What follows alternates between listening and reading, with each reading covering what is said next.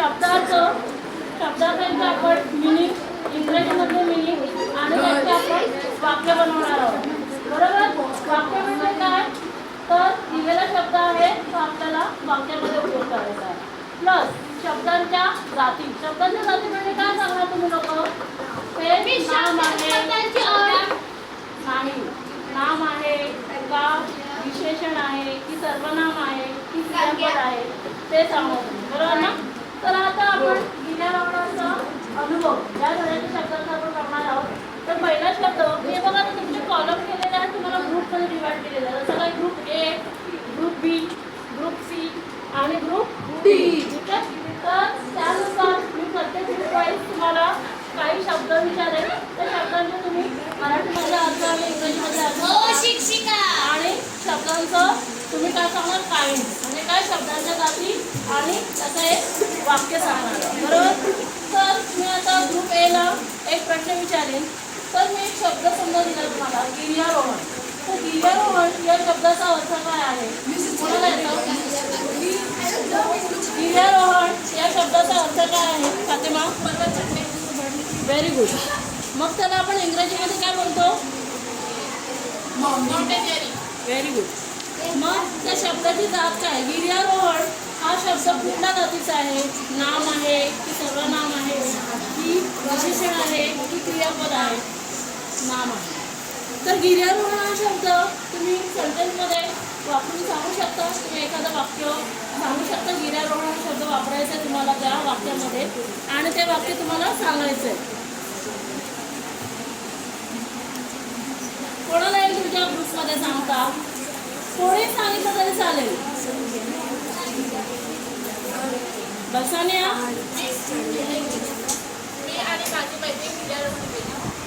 मी आणि माझी मैत्रीण गिर्यारोहणाला गेलो. ठीक आहे ना. तुम्ही दोघी जण आहात ना म्हणजे अनेक वचन झालं. तुम्ही एकटी असतीस तर मी गेले असं बोलता आलं असतं पण तुम्ही दोघी जण आहात म्हणून तुम्ही काय बोलाल गेले. ठीक आहे. Very good. तर आता मी ग्रुप ए जो आहे त्याला मी 1 पॉईंट देईन कारण त्यांनी हा प्रश्न एकदम अचूकरित्या सांगितलेला आहे तर त्यांना 1 पॉईंट एक ग्रुपला हा 1 पॉईंट मिळेल बरोबर. आता मी हा ग्रुप बी जो आहे त्याला प्रश्न विचारेल. दुसरा शब्द जो आहे तो आहे कथा. तर मी हा शब्द विचारला कथा गोष्ट स्टोरी. Very good. सेंटेन्स कोण सांगणार तुमच्या ग्रुपमध्ये वाक्य कोण सांगणार तुमच्या ग्रुपमध्ये. मी रोज गोष्टी वाचतो वाचते ना मग वाचते. मग गोष्ट ह्या शब्दाची जात कुठली आहे स्वसंज्ञा नाम. Very good. तर गोष्ट हे नाम आहे आणि जसं काही तुम्ही वाक्य सांगितलं मी रोज गोष्ट वाचते किंवा आम्ही रोज गोष्टी वाचतो. तर सेंटेन्स किंवा वाक्य ही एकदम बरोबर आहे. आता ग्रुप सी जो आहे त्यांना मी एक दुसरा शब्द देईन छंद. छंद हा शब्द आहे तर आवडते कार्य. तर त्याला आपण इंग्लिशमध्ये काय म्हणतो हॉबी. ते कुठल्या प्रकारात येतं शब्दांच्या कुठल्या प्रकारात येतं कुठल्या जाती येतं नाम. वाक्य कोण सांगेल. माझा आवडता छंद गिर्यारोहण आहे. Very good. माझा आवडता छंद गिर्यारोहण आहे. ओके. आता मी बी ग्रुपला एक प्रश्न विचारेन. तुम्हाला मी एक शब्द देते उत्कृष्ट. कोणाचा अर्थ सांगेल उत्कृष्ट. हे सर्व शब्द तुम्ही नोट डाऊन करायचे आहेत. त्यांचे अर्थ त्यांची मिनिंग आणि त्यांचे सेंटेन्स पण लिहायचे तुम्हाला. त्यांना आपण पहिला त्यांना एक चान्स देऊया. खूप चांगले. Very good. मग ती शब्दाची कुठली जात आहे विशेषण. Very good. विशेषण आहे ते आणि त्याला आपण काय म्हणतो इंग्लिशमध्ये उत्कृष्टला व्हेरी नाईस. व्हेरी नाईस किंवा एक्सेलेंट. Very good. आणि तुम्ही सेंटेन्स सांगू शकता वाक्य एक वाक्य सांगा कुठलंही.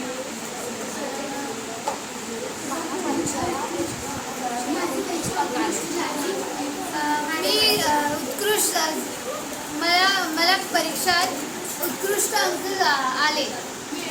मिळाले. म्हणजे तुला म्हणायचं की मला परीक्षेत उत्कृष्ट गुण मिळाले. ठीक आहे. तर हे सेंटेन्स तुम्ही प्रॉपरली लिहायचं आहे. तुमच्या ग्रामॅटिकल जे मिस्टेक होतात व्याकरणामध्ये त्या सुधारायच्या. ठीक आहे. Very good. B group also has done very nice job. आता पुन्हा आपण ग्रुप ए कडे वळणार आहोत. ग्रुप ए ला पुन्हा मी एक शब्द विचारेन. तो शब्द आहे विशालकाय. विशालकाय. तर विशालकाय या शब्दाचा अर्थ काय आहे? विशालकाय हा शब्द ऐकलेला आहे तुम्ही?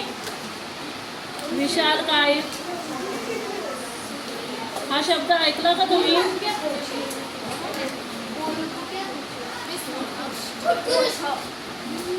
काय? खूप मोठं. ठीक आहे, चालेल, हे पण चालेल. मग त्याला तुम्ही इंग्रजीमध्ये काय बोलाल?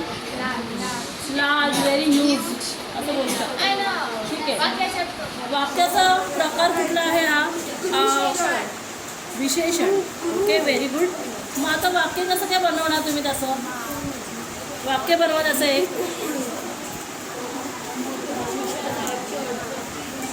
वाक्य बनवा. कोणाला एक वाक्य बनवता? तुम्ही डिस्कस करू शकता आपापसात. ज्याला बोलता येईल त्यांनी बोलायचं. थांबा, पहिल्यांदा आपण एक प्रयत्न करायला चान्स देऊया. उत्कृष्ट. हा उत्कृष्ट. पर्वत खूप विशालकाय. Very good. हा, खूप छान. कृपया हा पर्वत खूप विशालकाय आहे. तर ग्रुप ए ला पण आपण 1 मार्क देऊ शकतो कारण त्यांनी सगळ्या गोष्टी एकदम व्यवस्थित सांगितलेल्या आहेत. आता परत तुम्हाला एक शब्द येणार आहे, खडक. खडक आठवतो शब्द? दगड. दगड. आपण त्याला इंग्रजीत काय बोलतो? स्टोन. Very good. मग ते काय आहे? शब्दांची जात म्हणजे ते कुठल्या प्रकारात येतं? नाम.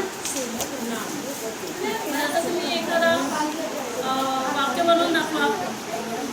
हा खडक खूप मोठा आहे. चालेल, व्हेरी गुड. हा खडक खूप मोठा आहे.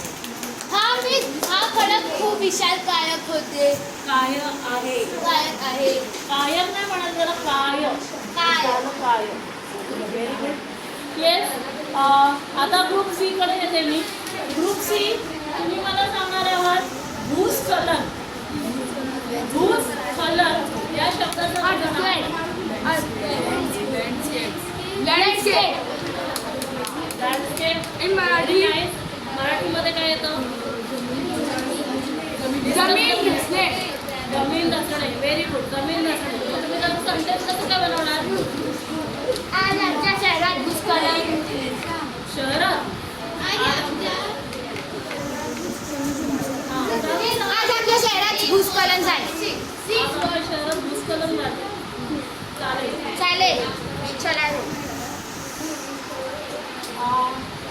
आता मी पुन्हा ग्रुप डी कडे येते.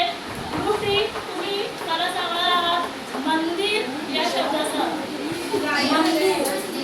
मंदिर. मागच्या साईडला मागच्या मुलीने पण सांगायचं आहे देऊळ. देऊळ. Very good. इंग्लिशमध्ये काय म्हणतात त्याला? इंग्रजीत टेम्पल. टेम्पल. Very good. मग त्याला देऊळ हा शब्द जो आहे मग त्याचं एक वाक्य म्हणून सांगायचं तुम्ही मला.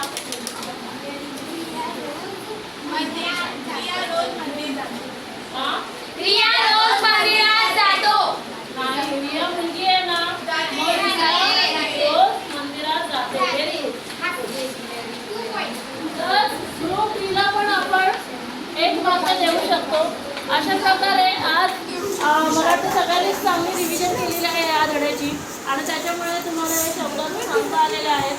अशाच प्रकारे तुम्ही या धड्याची रिव्हिजन करत राहायचं आहे आणि पुढचे जे शब्द आहेत त्याची मिनिंग, त्याची सेंटेन्स बनवण्याची जी सराव आहे तो सराव करत राहायचा आहे. त्याच्यामुळे आपलं मराठी नेहमीच सुधारेल. तर उद्या आपल्याला पुढचे शब्दार्थ आणि ह्या धड्याची पुढची रिव्हिजन आपण घेणार आहोत.